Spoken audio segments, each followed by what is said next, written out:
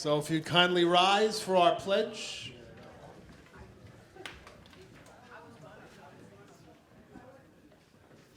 In one white stone, united voice, I pledge allegiance to the flag of the United States of America and to the republic for which it stands, one nation, under God, indivisible, with liberty and justice for all, born and unborn. Thank you.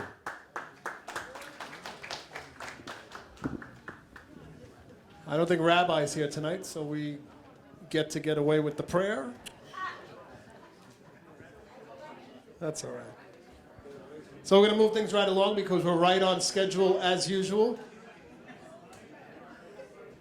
And we're gonna start things a little differently tonight. I normally am the person who introduces Vicky to you, but someone much more handsome decided he'd like to do it instead. So if you kindly rise to your feet one more time and put your hands together for my dear friend and Madam Palladino's Chief of Staff for Re-Election Committee, Stefano Forte!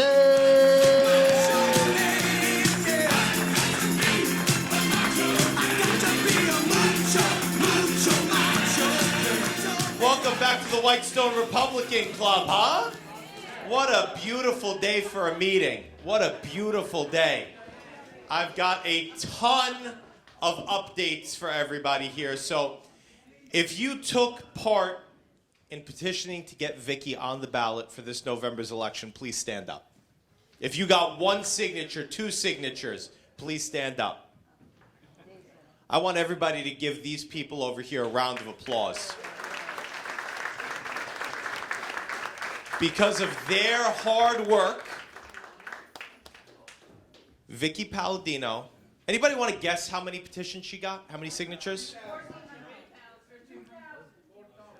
The goal, by the way, the number of signatures you need is 450. That's all you need to get on the ballot. Vicky got over 2,000 signatures.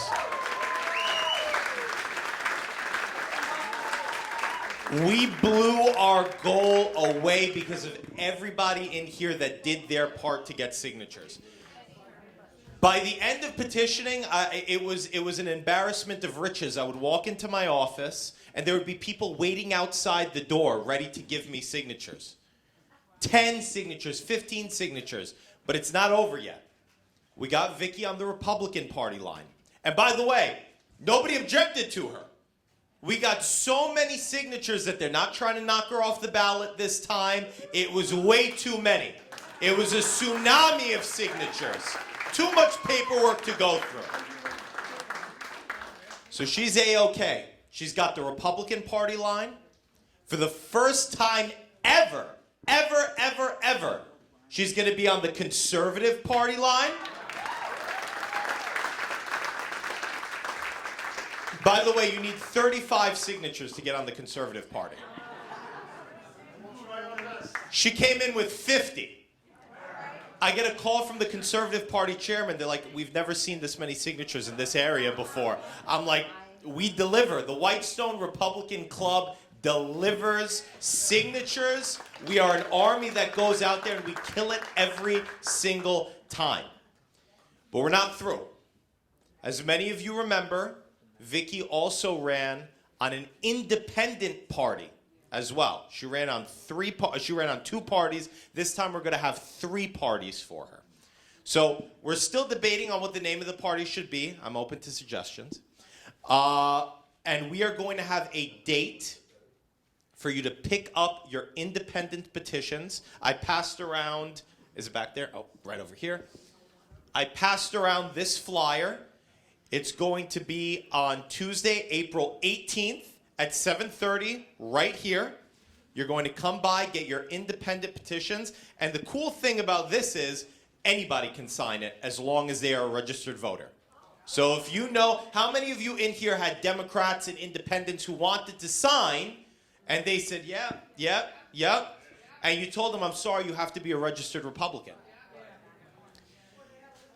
Or living in the district, they can't do either this time around. But as long as you live in the district and you are a registered Republican, you are A-okay. registered anything, you are A-okay, as long as you are registered to vote. What's up? Well, this one, we only need 450 again, but I want to see if we can get 3,000 signatures this time. Break through, make sure there is absolutely no doubt in anyone's mind that we are going to get this party. And there's also one person in this room that we should be very, very proud of. Where's Lauren? Where's Lauren? Lauren Whalen. Lauren also is officially the district leader, the female district leader for District 26. She's joined with Rob Speranza in District 26. And it is huge that we have one of our own as a district leader. Also, where's Costa? Costa's in the back. But Costa and Vicky are also going to be district leaders for District 27. So that is very, very big. And round of applause for them. Go ahead. Round of applause for them. So I just want to tell you guys, I am so proud of everything that we have managed to accomplish so far. Every time you go out there and you get somebody to sign for you, that is a vote in the bag. People are going to remember that. Oh, I signed for this person. Yeah, I got to go to the polls. Make sure to remind them of Election Day. And I have some other announcements as well. So many of you saw my very janky flyer. But then we have a very, very nice one on very good paper over here. It's the state of the district, okay? Please, please, please remember, if you want to come to the state of the district, you need to RSVP at the bottom to the email, and it's right there at the bottom before the logo, awinters@council.nyc.gov, or speak to that young lady over there who is recording if you want to attend. Also, I was made known that there is a paper shredding event on Saturday, April 29th from 10 to 2 o'clock, brought to you by We Love Whitestone, Dime Savings Bank, and Whitestone Merchants Association. It is going to be at the Dime Savings Bank, 2444 Francis Lewis Boulevard in Whitestone. Okay? So that's it for announcements. No problem. That's it for announcements. Oh, what else? Oh, one more, sorry. Pasta dinner, proudly sponsored by Bridge to Life on Tuesday, April 20th. It is going to be at, where's this thing at? At St. Luke's. It's going to be at St. Luke's. So you should have that on your tables as well. 6:30. 6:30. So, and Jimmy, Jimmy's doing the music. Everybody give a round of applause to Jimmy doing the music. Oh my God. How could you miss that? Now, yes. It's Tuesday the 18th. Yes. No, this is different. This is different. So, everybody ready for the main event? Everybody ready for your councilwoman, who you worked so hard to get on the ballot? Everybody ready for it? Vicky, come on out. Come on out, Vic. There she is. 2,000 signatures walking right at you.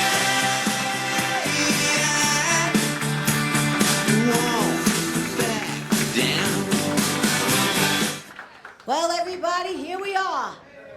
Thank you all for coming out. And it's April. Happy Easter, happy Passover, happy spring. And here we are. Wow. Whoever would have thought it would have came this fast? Well, we're in the thick of it now. Re-election has officially begun. And I want to reiterate what Stefano said. I want to thank, once again, each and every one of you who went out and got me signatures. You worked nonstop. I didn't even know what was going on. Because last year, when I think about when I first started, how very involved I was because I wasn't an elected. And I had hands on everything. I knew who was out, with how many, what was coming in, how many more they were taking, and I had the pulse just going. So this time around, Robert Hornak had helped me a great deal with 2 previous elections, but Stefano stepped up, and Costa, and Alexis, and my staff, and we did a hell of a job, and I didn't even know what was going on. They just told me at the very end, Vic, you did good. I said, how well did we do? Well over 2,000. We needed 450. So once again, I thank you from the bottom of my heart, because without you, none of this would be possible. So there's a lot going on, as you all know. In City Council yesterday, we had a stated meeting. Most of our stated meetings are on a Thursday. They're always on a Thursday. This particular week, they chose, when they set up the calendar, the day after Easter.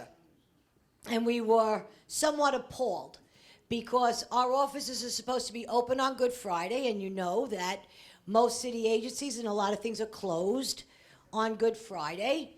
But the smack in the face came, in my opinion, when Easter Monday, we call it, right? And they had the stated scheduled for Easter Monday. And we said, no, there's absolutely no way you're going to do this. Disrespect, we respect every religion, every single religion.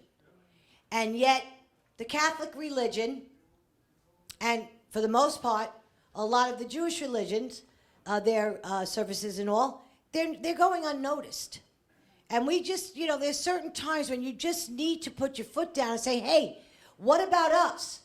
What about us? So that's what we did.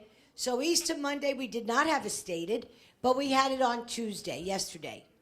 Now, with all the things going on in our city, and we all know what's going on between the crime and our smoke shops, and here in our district, sadly, the 109, we're way, way, way up. Our crime stats are not to be believed. So we had incident, another one, and I had gone down to meet with Chancellor Banks, Deputy Mayor Banks, rather. Did Chancellor Banks the following week. But we sat down, and I told Phil, I said, listen, Phil, we got to do something here. The 109, everybody wants another precinct. We've been pounding that drum that the 109 needs another precinct for well over 20 years now. Knowing that I may never see that in my lifetime, I may not, but right now my 109, they need help. Laron Hall needs help. My community needs help. Our suburbs, which used to be the suburbs from Manhattan, we'd say we're going to the city, and we here were always the suburbs to Manhattan. We're no longer the suburbs to Manhattan. We are now the suburb for Flushing Main Street. Flushing Main Street has become its own metropolis, which is fine. But the 109 cannot handle it. And with 4,000 cops resigning in the last 2 years and graduating classes that are under 1,000, as low as 600, it's going to take a real long time before this city replenishes what they have lost.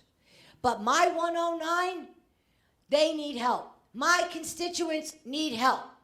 Well, we put the mayor on speakerphone, and Christine, who heads up, Chief Christine, I cannot say her last name, I always apologize to her. She is the chief of Queens North Patrol. And I saw them on 10:30 in the morning on Thursday, the day after the incident. By 6:30 that night, Thursday, the 109 got 50 more police officers.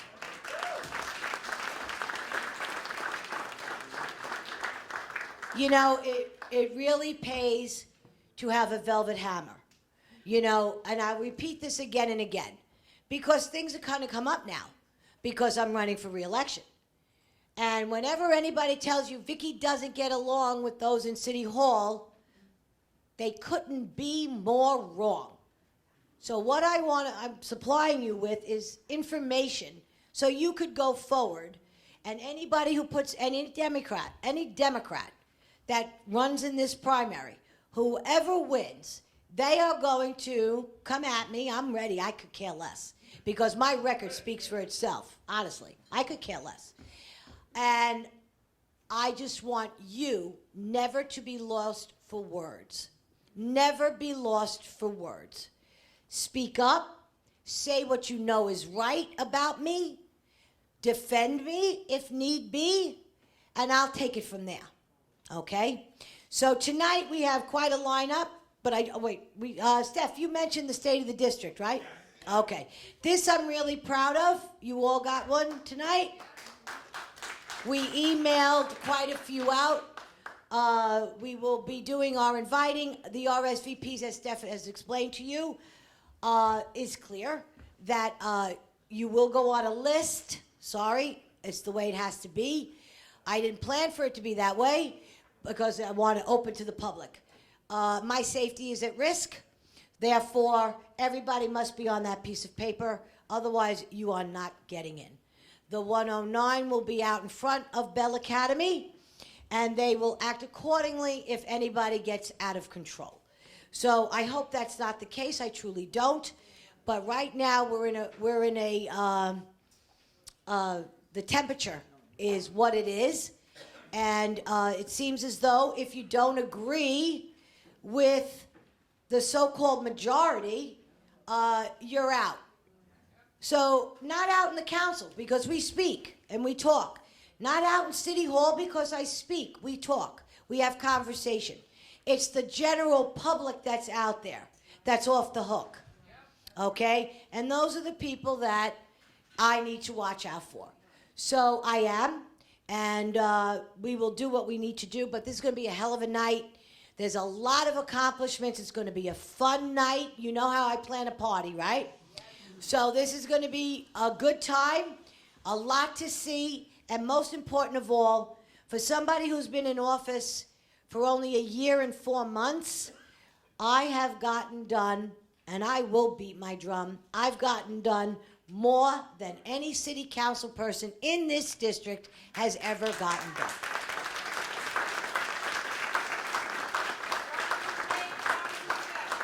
Promises made, promises kept, exactly. Thank you very much for that.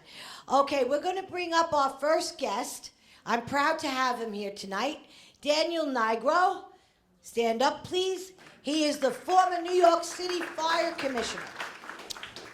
Well, that's a tough act to follow.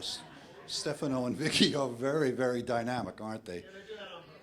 I'm not all that dynamic, but hopefully I have some information for you that you'll understand. Dan Nigro is my name. I was the 33rd Fire Commissioner of the City of New York. Before that, I served in the department since 1969, worked my way up from firefighter to company officer to chief officer. And so now I become a trivia question. I've worked in all or part of 7 decades, and for every mayor, starting with John Lindsay.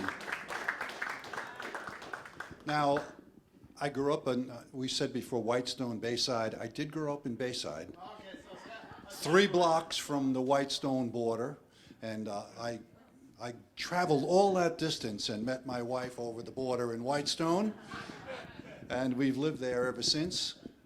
As a matter of fact, today, I noticed there was a fire at 1655. Now that we have Ring doorbells and citizen apps, we know everything that's going on in the neighborhood.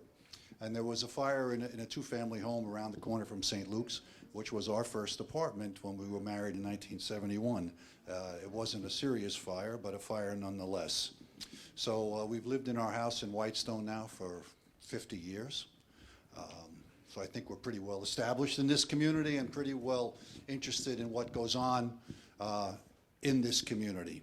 I think Vicky is right. She has done a tremendous amount for us, for our community, and I'm sure she'll continue on for us. Now, the fire department, 17,000 plus members of the fire department. Back in the 90s, I took on a project to train our firefighters as medical first responders. New York City EMS was much smaller. They worked for the health and hospitals. Their response times were very poor. The city wanted to improve that, so they trained all the firefighters to respond to medical emergencies, which they still do.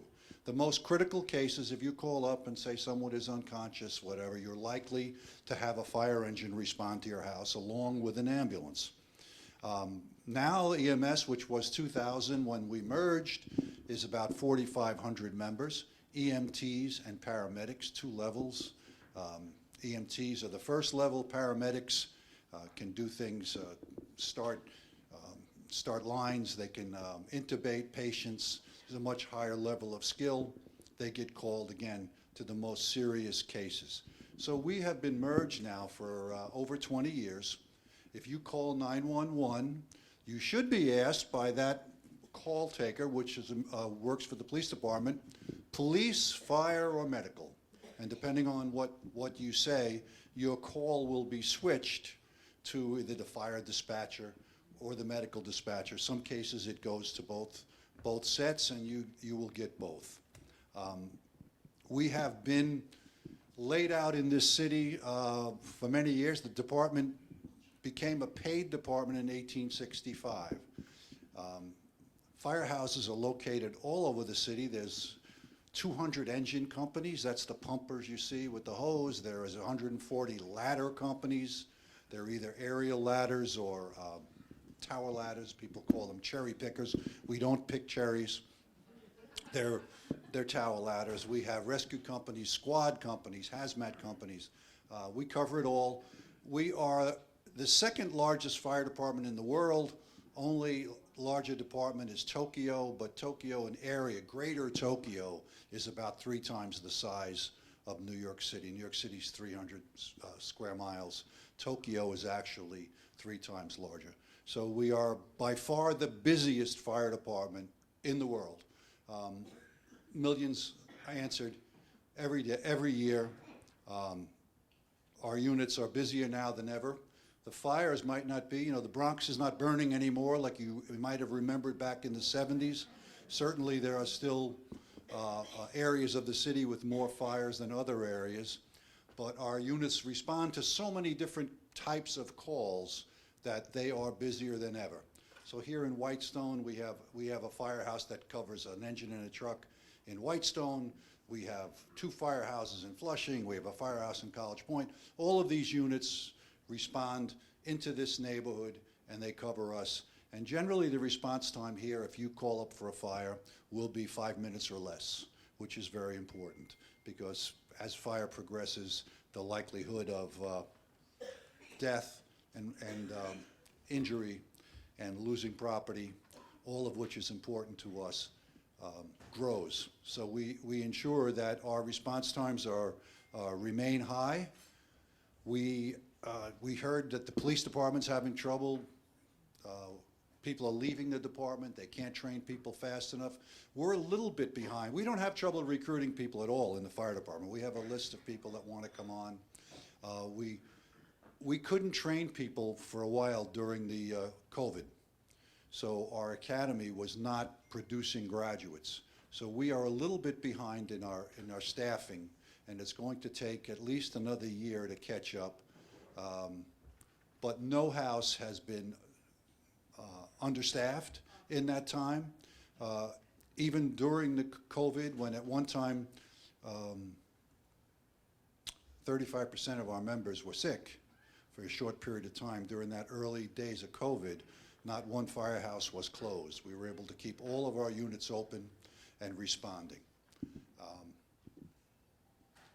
What everybody's thinking about now are these lithium-ion battery bikes. Had a fire yesterday in Astoria. Bike was charging in the hallway of a 2-story house, 5 children and a father upstairs. When you can go on YouTube and you can find videos, they don't just go on fire, they explode. When the batteries go, they explode. There's no way out. 4 people jumped out of windows and survived. A 19-year-old girl and a 7-year-old boy did not get out of the house, and they died. That's 5 people have died now in our city just from lithium-ion batteries. Many more were injured. I believe the number of fires has increased over the 3-year period. The answers that I'm hearing to this I don't think we'll change anything in the short run. They're asking people to do certain things. Don't buy aftermarket batteries, and don't use non-compatible chargers. Well, aftermarket batteries are much cheaper. These people that are delivery persons, many of these bikes are used now by food delivery people. So they buy extra batteries. The battery doesn't match the charger. The battery overheats. When it gets to a certain temperature, it explodes. And how we're going to fix that in the short run, we're probably not. We're trying to educate people not to charge them overnight, not to charge them by an exit. You know, here we have the ability, a lot of us do, if we live in a private home, and if we did have one, we could charge it outdoors. We could charge it away from the house. But I don't see them around here often. In Manhattan, you've got to have the eyes in the back of your head because they're coming in every direction, and they're delivering all the Grubhub and all the other food delivery services for all the restaurants are using these bikes. And folks are repairing them in apartments. People are wising up now. Some of the building owners are banning them from their buildings, and they're trying to keep them out, which they should. NYCHA, New York, the housing authority, was going to do that, and I don't think they've accomplished that yet and kept them out of those buildings. We were one of the first in the fire department. Somebody was bringing in one of these scooters to headquarters, and it was, no, we don't bring them into our building. We'll, set the tone, and others have followed now in keeping these out. But I would encourage anyone, if you have them, check the battery, make sure it's UL listed, it's approved, it matches the thing that's charging it, and be very careful with it. Charge it somewhere remote, charge it when you're awake, and treat it as a very potentially dangerous device. And hopefully, but I say it hopefully, but inevitably there will be another loss of life because there's so many of these bikes out there and so many opportunities for this to happen. Most fires still start in the kitchen. Smoking was always the #1 cause. Thankfully, any of us, not too many people smoke anymore. Everybody smoked at one time when I was young. And smoking was a big cause of fires. It's much less of a cause today. Kitchen fires, electrical fires. If you're using power strips, here's another. Make sure it's UL approved. If you go into a dollar store and buy a $1 power strip, you're not doing yourself any favors. They're not made to, people plug 6 different devices into them, and much like the batteries, they'll overheat and they'll cause a fire. We preach over and over and over again about smoke alarms, and we've done it for many, many years, and still many people don't have them in their home, or they have them, they don't know if they work, they haven't tested them. The newer ones have 10-year batteries. You don't have to touch them. They'll tell you 10 years later, they'll start beeping that you need a new one. And if you have a multi-story house, like we have a basement and 2 stories, I just bought the ones that communicate with each other because I don't hear very well. So if a smoke alarm in my basement goes off at night, other than my wife saying, because she hears very well, something's beeping, these will communicate. So you put them all over the house, and whichever one is activated, all of them will alert you. And I see some of you may be approaching my age, and it's a good thing to have because it will alert you even remotely. So they're not all that expensive, and they're worth the peace of mind that they give you. I think the fire department is here to serve. It always has been. You can call on them when you need them. And I say, my granddaughter once had a toy, and it said, "We're here to help." It was a little fire engine, and it said, "We're here to help." And it really is the motto of the fire department. We're here to help. We don't do much else, but if you if you're having a medical problem, if you have a fire, if you smell smoke in your house, if you think something's overheating, don't wait. Don't try to put out fires yourself. Call the fire department. They'll come quickly, and they know what to do. So I'll open it for questions. We have a few minutes. I'll try to answer any question you have. Did they get their job back? I've been retired since February. I know some of them did because I met people at St. Patrick's Day that I know lost their job and came back to work. Whether that's unusual, I don't know. The number was not that large. This was a citywide, this was not a fire department edict. This was a mayoral edict that you had to get vaccinated, and if you didn't, so every agency treated it a certain way. It was not a large number, but of course, if you were one of them, it doesn't matter how large the number was. So I really didn't ask how they got the job back, but I know two people that were out, and they said they were back working. But you don't know how many actually lost their job? I don't have that number. Out of line of fire. I would say all of the people involved in the situation, the chiefs and the commissioner, are friends of mine. So I wish I could negotiate between them and try to come to some agreement where they could. Wrong by those chiefs? I don't know. I have not, I wasn't privy to the discussions that they had or their actions in saying they want to step down.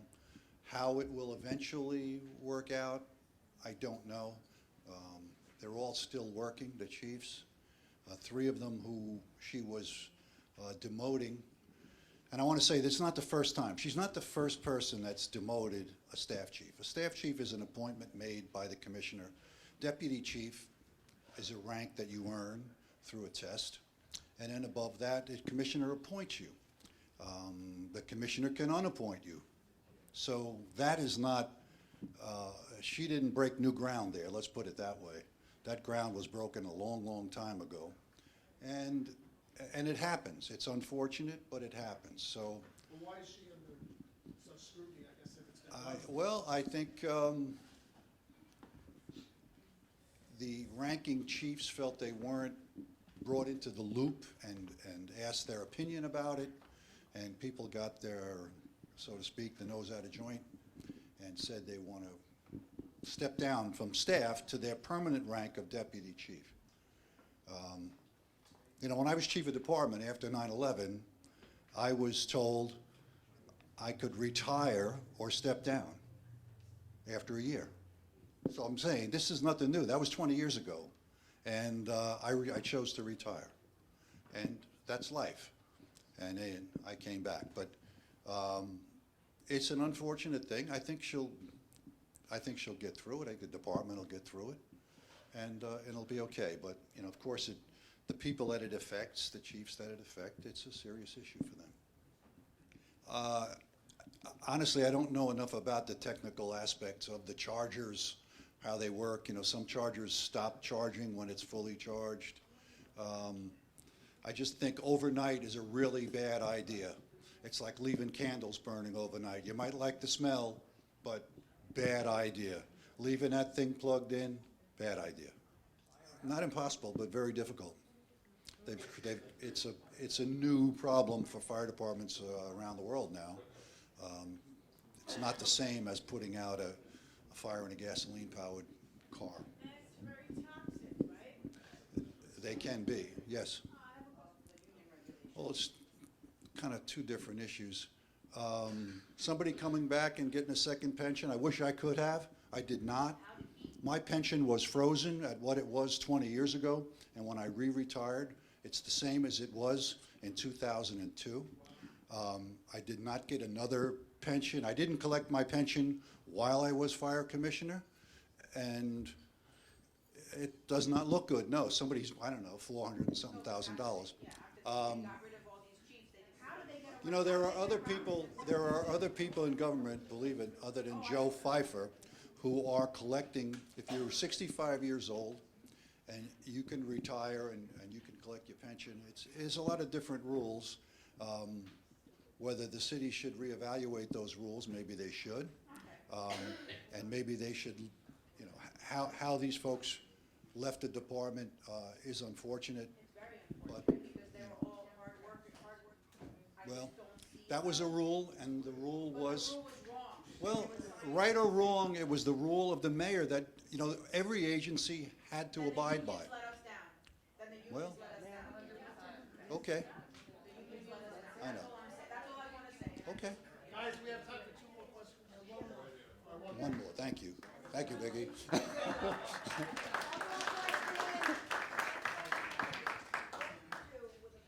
Thank you very much. Let's give a round of applause.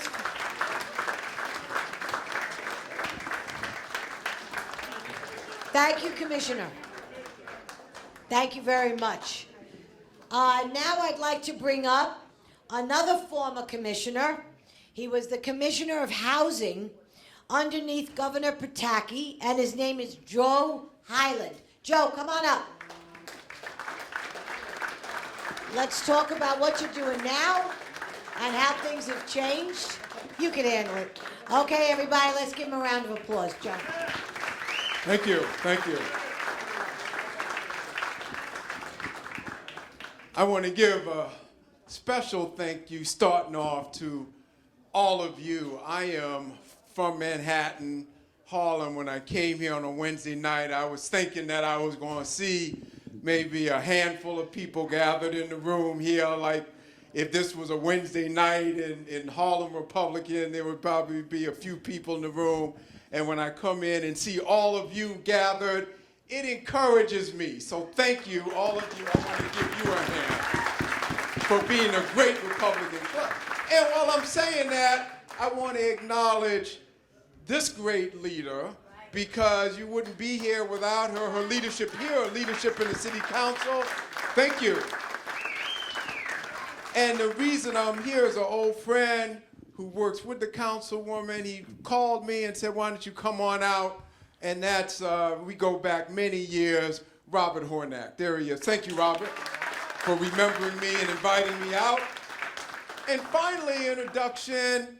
This is a friend from the Pataki days. I was housing commissioner. He was the head of the Municipal Assistance Corporation. He lives up in Westchester County, but when I called her and I said I want to be speaking at Queens Whitestone, he drove on out, and that's my good friend John Ballin. He's right over there. Thank you, John, for being here.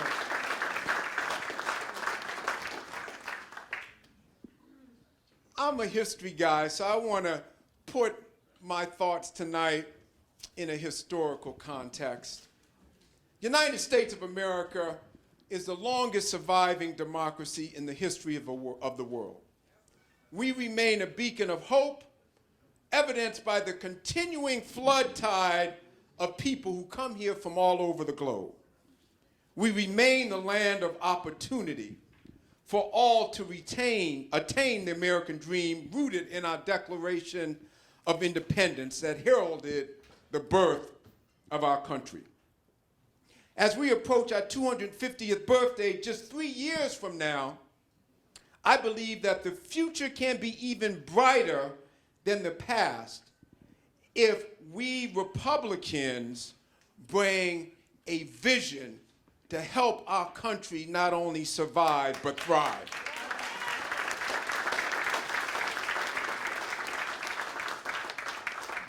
That's the vision that I want to talk about for a few minutes this evening. I call it the refounding Republican vision. Redefining the Republican vision is so important because what it means to be Republican can be so greatly misunderstood. I've experienced that myself. Just want to share a quick story. When I was running for state senate in Harlem, this was a while back, and I was campaigning one afternoon, passing out flyers outside of a busy Harlem subway stop, when a panhandler holding a donation bucket positioned himself not far away from me. Annoyed, I was about to relocate when this panhandler decided to strike up a conversation. "What are you running for?" he asked me. I said, "State Senate." He approached, insisting on taking one of my flyers. Looking at it, he further inquired, "You're running as a Republican?" I said, "Yes." "In Harlem?" I said, "Yes." Passing me his bucket, he declared, "Here, you need this more than I do." You're laughing, but that was my largest campaign contribution that week.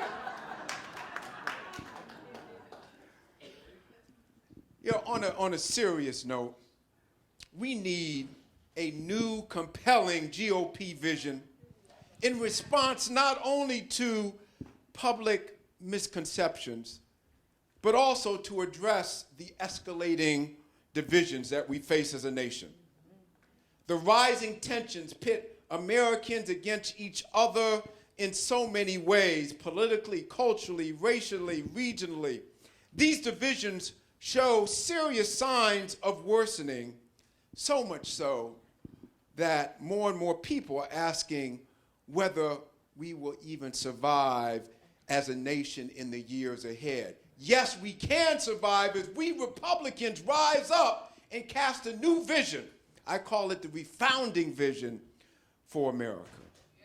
While the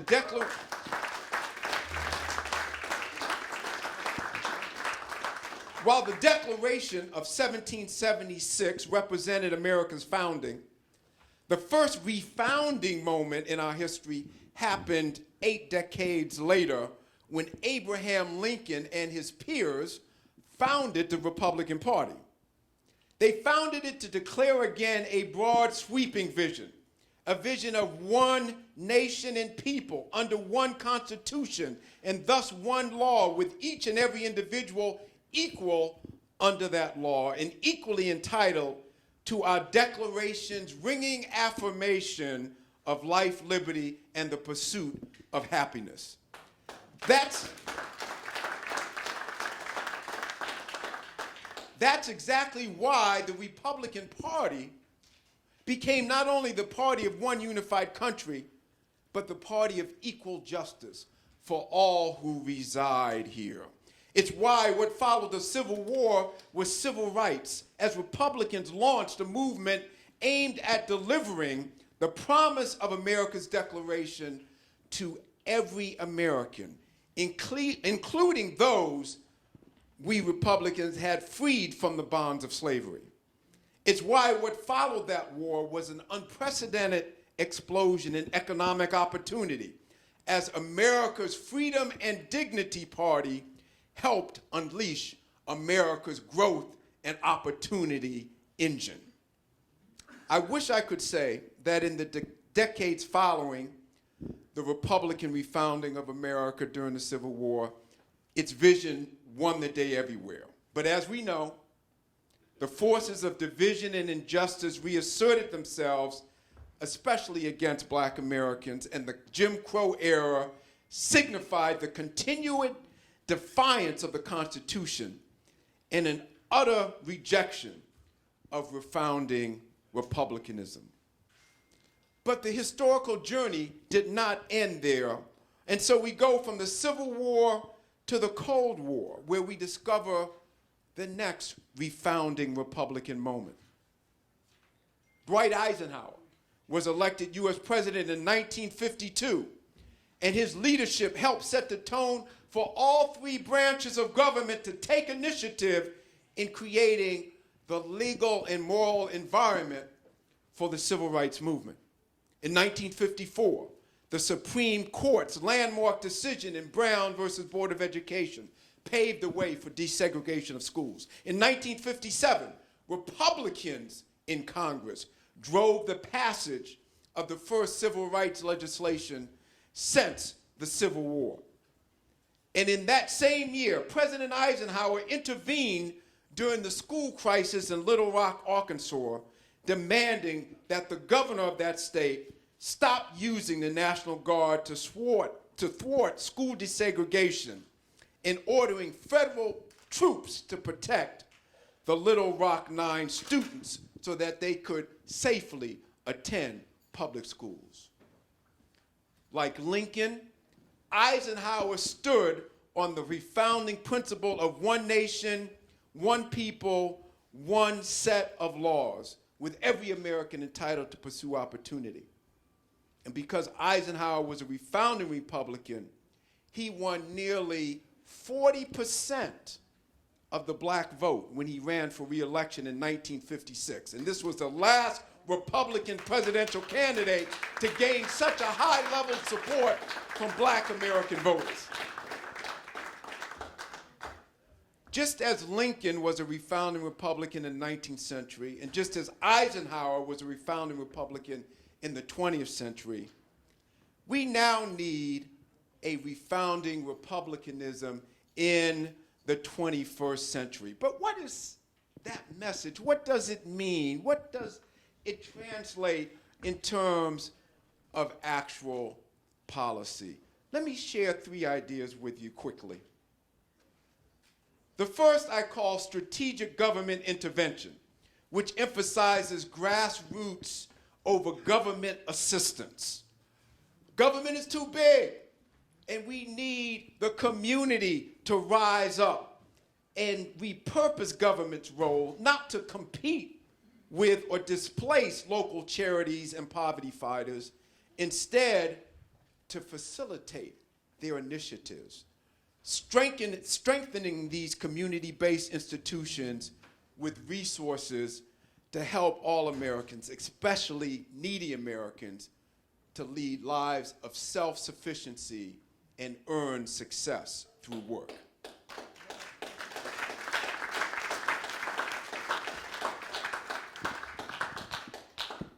One historical note here. When President Lyndon Johnson declared a government war on poverty almost 60 years ago, he proclaimed its purpose, and I quote, not to make the poor more secure in their poverty, but to reach down and to help lift them out of the ruts of poverty and to move with the large majority along the high road of hope and prosperity. Close quote. That failed. The opposite has happened. Though self-sufficiency was the goal, government dependency has been the outcome, with generation after generation remaining trapped in vicious cycles of poverty and despair. I, as a refounding Republican, believe, as Lincoln and Eisenhower, that the optimal poverty-fighting strategy is to let grassroots groups, charities, faith-based, community-based organizations lead the charge, which will create a double bottom line: effective compassion and cost savings. Deploying grassroots groups instead of Washington and Albany bureaucracies will wisely save trillions of dollars while positively impacting millions of lives.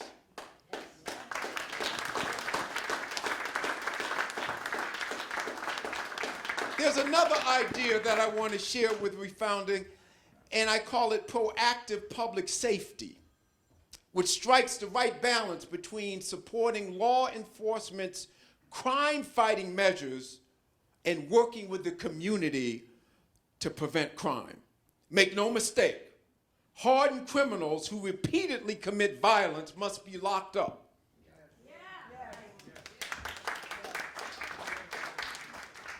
It's also important that nonviolent offenders with no prior criminal record be considered for alternatives to incarceration.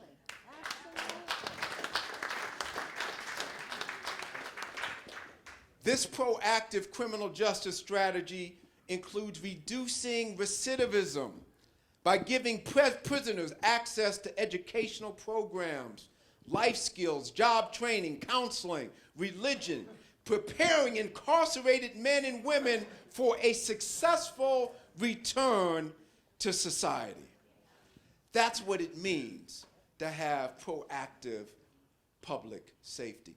Finally, one last idea. I call it holistic educational opportunity.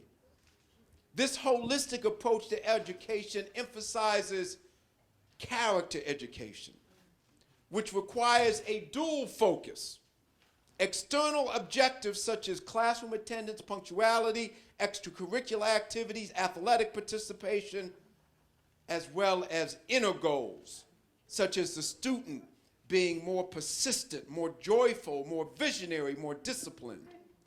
This balance equips students with the life skills to not only work hard in the classroom, but also to make good choices outside of the classroom. The goal of character education is to build the whole student with tools that foster tough minds and tender hearts. Holistic education also creates opportunities for what I call VE education, vocational entrepreneurial education. While college is a key avenue to success, schools should also expose students to other pathways such as learning a trade, apprenticing in a vocation, and starting their own businesses.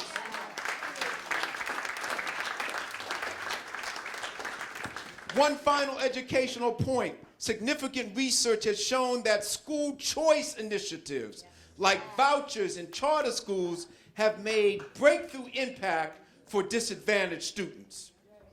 According to a study by Harvard and Brookings Institution scholars, the use of vouchers in New York City schools increased the number of black students going on to college and reduced the black-white achievement gap by 86% in math and 66% in reading.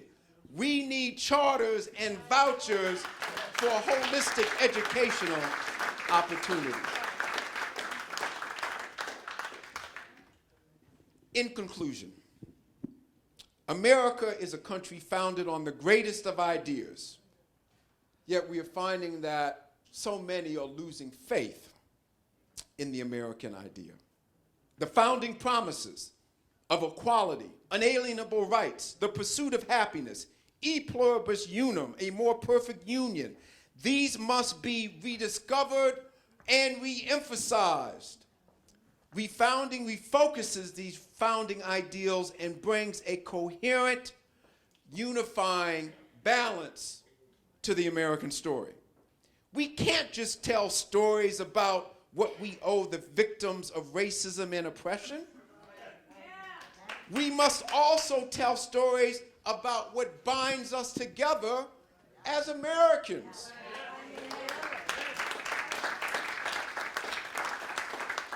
We must not allow the bonds of racial solidarity to overshadow the bonds of national solidarity. We must not let a mindset of regional diversity obscure the ideal of national unity. A commitment to refounding through strategic government intervention, proactive public safety, holistic educational opportunity, and other strategies will unite Americans, healing the rifts of race, ethnicity, class, partisanship, renewing the founding GOP principles of Abraham Lincoln and Frederick Douglass, and it will yield a refounding movement for our times. I hope and pray that you will join me on this refounding mission and we can soar together on the higher ground of fulfilling the American dream and taking our fellow citizens along with us on this triumphant journey. Thank you, God bless you, and God bless America.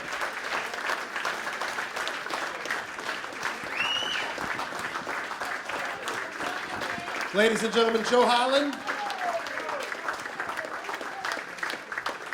This guy should run for office, I think. Okay, this guy needs to run for office. I am telling you, Joe, we need you. We need your voice. This is sense, common sense, basic common sense. This is well-rounded. This is full circle. This is what we need. This is what we don't hear. because everything he says is so true. And I'm shaking my head and I'm listening to him talk and I'm saying to myself, Joe, what are you waiting for? Run, Joe, run, run, run, run.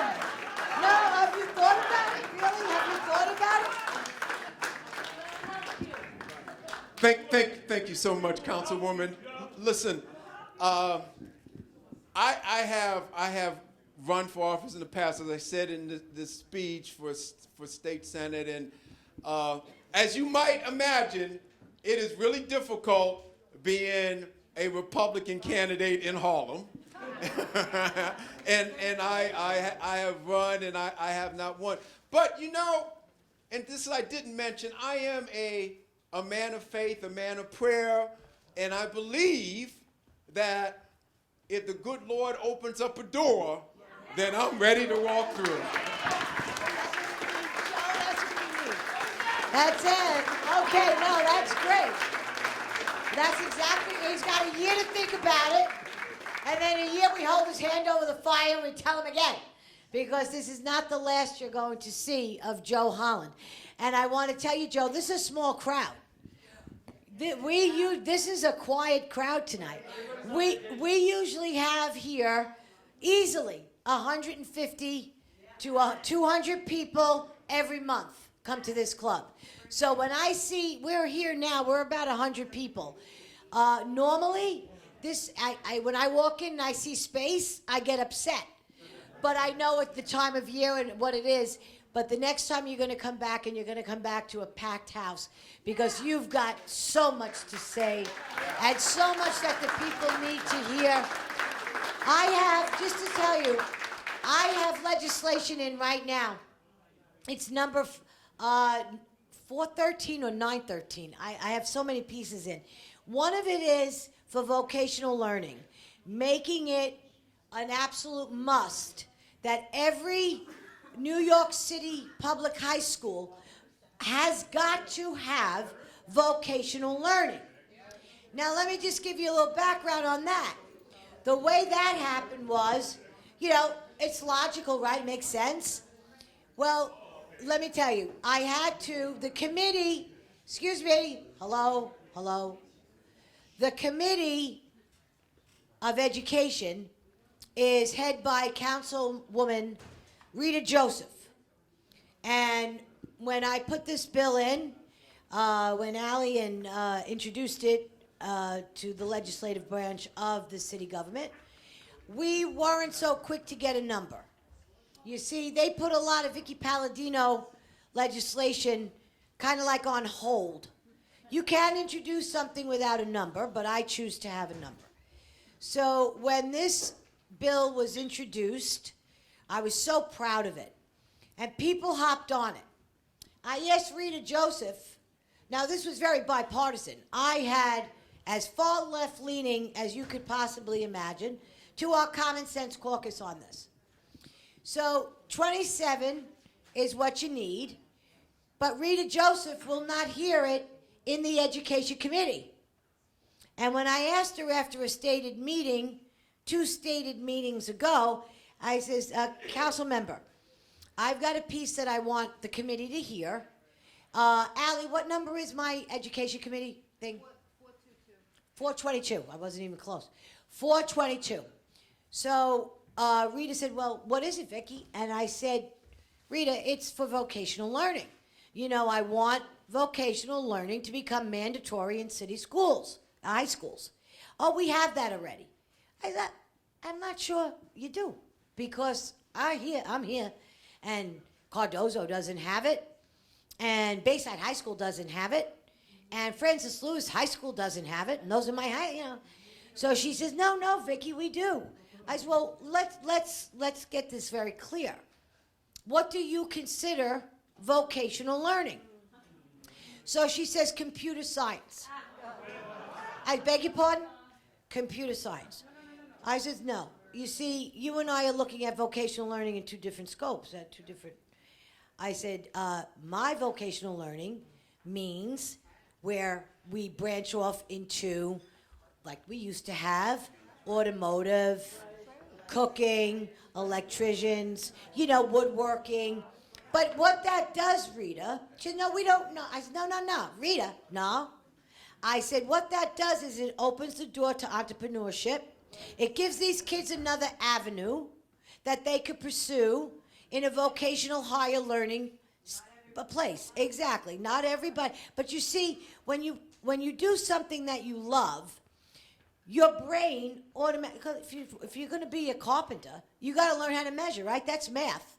I mean, everything folds into, one thing folds right into the other. Now, here I am explaining this to the committee chairperson for education. So I said, all right, so what do you say to that? She says, well, I'll get in touch with your chief of staff.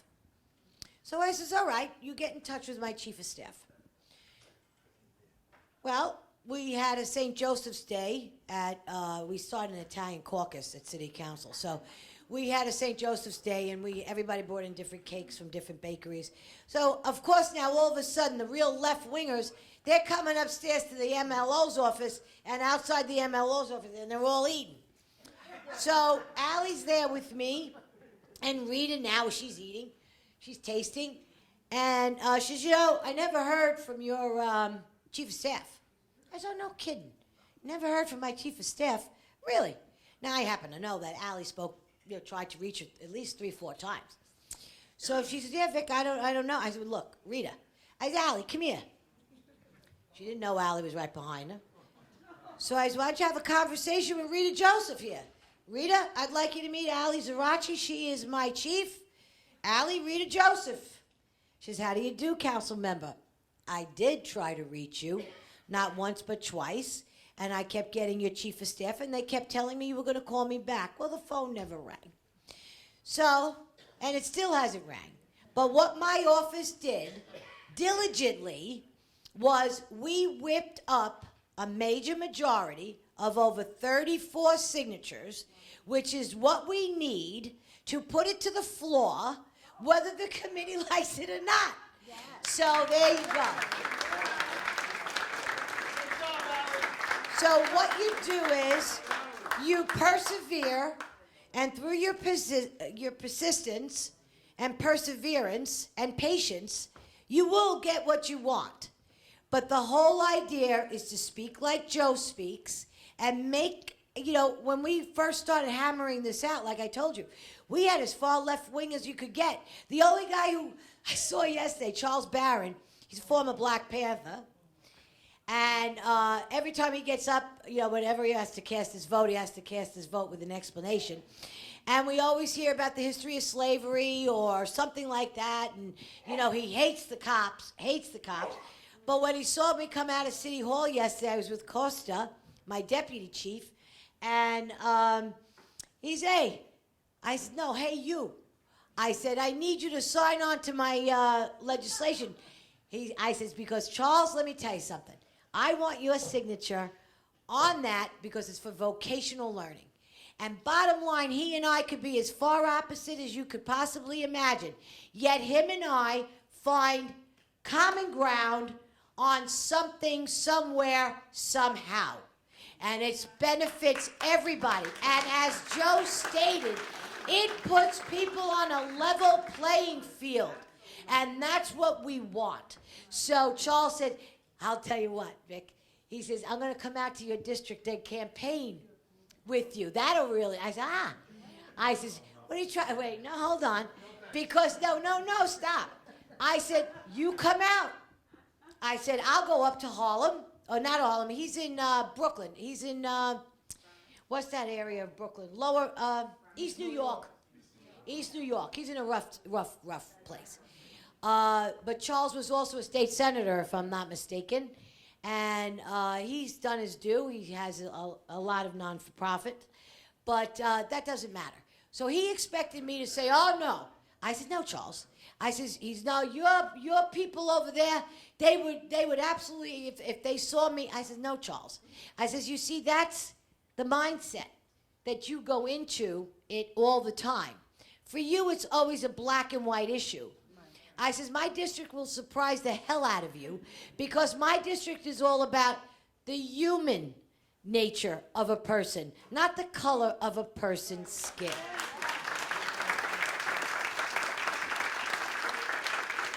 So I'll let you all know when he signs on. But either way, we had a good laugh, and like I said, it's one of those things where when I hear someone like Joe speak, it's really what the people need to hear. My people in city council, my colleagues in city council, need that balance. They need to know that there are, because nobody's got the guts. Nobody's got the guts. This city council I'm working in right now, it's all about race, gender, and race. No, well, pronouns comes under gender.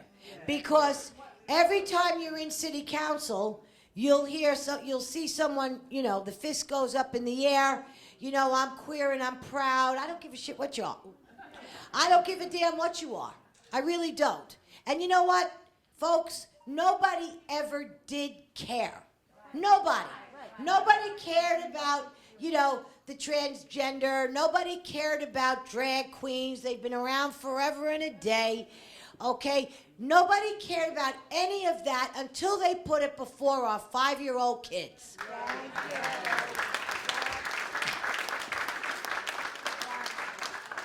So when I hear Adrienne Adams speak, when she gets up to a mic and she opens up our meetings, her voice sounds like a bird, a songbird, and I told her that. She's a beautiful sounding voice, speaking voice. And I said, but then she clouds it all up. She mucks it all up with stuff that shouldn't be talked about, not necessary to be talked about.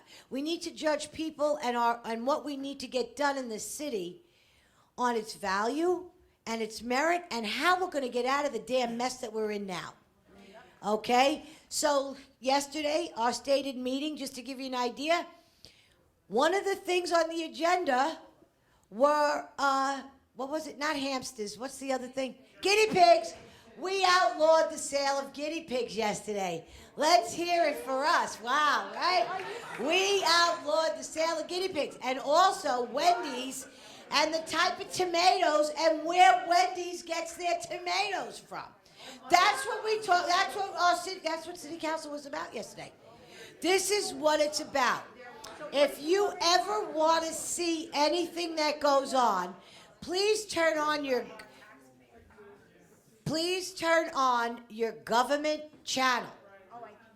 And you could watch any stated meeting you want live while it's happening, or you could go to newyorkcity.gov and you could pull up the meeting for yourself.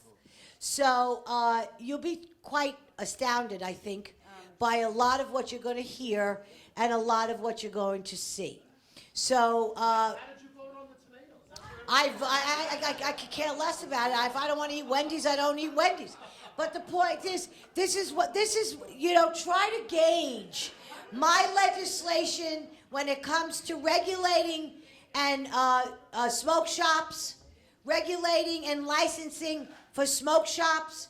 And then I had the thing with the mandates. I have a whole legislative package in so that the state could never do what they did to us before, and that's to lock us down. Who deems a state of emergency, and for how long does a state of emergency last? Did that legislation see the light of day? Yes, it did. Did anybody sign on to it? No, they did not. When you talk about meat and potatoes legislation, that's what we do. But that's not what the left does. So we need more people in city council that actually we're going to get down to brass tacks, and we could actually do something to make a difference in this city. So anyway, I want to thank everybody for coming tonight. I hope you RSVP to my State of the District. Joe, we'd love to have you there. Okay, please. And you could actually RSVP. Alexis is out front. You could just tell her you want to go. You could RSVP with her right now tonight. We have 50-50, Lauren. Okay, what do we got?